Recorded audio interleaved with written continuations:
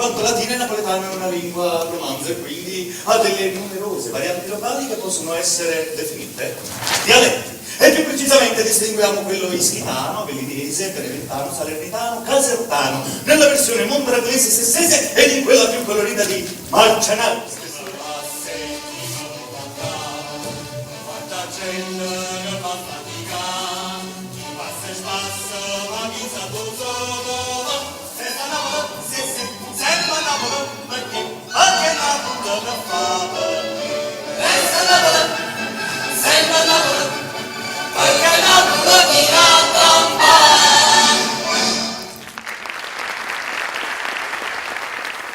Possiamo esserti utile, signorina? Avete un marica!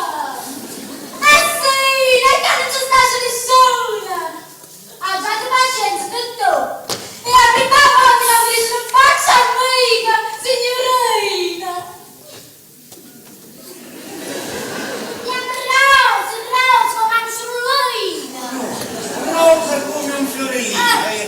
Potrebbe essere interessante vedere la nuova in queste 4 settimane che io sono qua.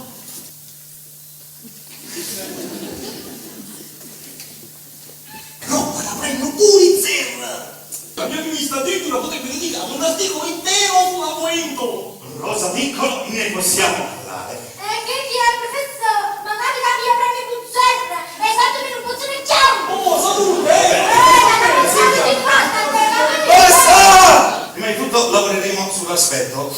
Farai un bagno e indosserai qualcosa che non ti faccia somigliare a una poasa. Che botta! Vieni ragazza, che ti mostro dov'è la vasca da bagno. Aspetta un momento, no! Ma volevo dire grazie. Omaggio! Oh, dirette confidenze con me. L'alfabeto! A, B, C, D! Ferma, stop! Proviamo a dire una frase intera, Dici, prego, una pizza! Si prega, voi! Adesso voglio che tu scandisca bene tutte le sillabe di questi versi di Eugenio Montale, come se non avessi i sassolini in bocca. Meditare, pallido e ascolto, presso un rovente muro d'orto, ascoltare tra i bruni e gli sterpi, schiocchi di merli, frusci di serpi.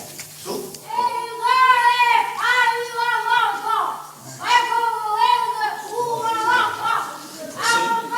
Secondo me forse Montale è un po' più difficile. Dobbiamo tentare con un poeta magari un po' più semplice. Che ne so, possiamo prendere un galè. Basta!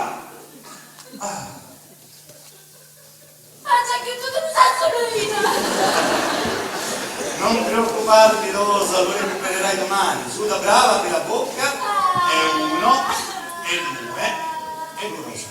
Riproviamo. La pioggia, foggia. È inutile, così ne caverà fuori solo un bel paio di occhiaie. Rosa, ti prego, concentrati, che mi è montata sull'emigrana tremenda. Tengo pure i geni, professore! Ecco, vedi, se capisci che emicrania vuol dire mal di testa, puoi anche riuscire a parlare in maniera decente. Ti racconto una storia. Pigmalione, re di Cipro, era anche uno scultore. Così scolpì Galatea, una statua di donna bellissima, della quale si innamorò perdutamente, al punto da ritenerla più bella di tutte le altre donne in carne ed ossa. Ecco, io sono come Pigmalione e sto cercando di scolpire la mia Galatea. Tu sarai un monumento di scatto sociale, guadagnerai molto più che uno stipendio a fine mese, avrai l'orgoglio di camminare a testa alta e tutti coloro che ti disprezzano ti diranno di rimanere incantati, e coloro che storcono il naso quando ti sentono parlare finiranno inebriati da quel profumo di quei fiori che, travestiti da parole, usciranno dalle tue labbra. Su, brava Rosa. Riproviamo. La pioggia affoggia, foggia, moggia. Come hai detto? La pioggia affoggia. Foggia, foggia, moggia, moggia. Ancora!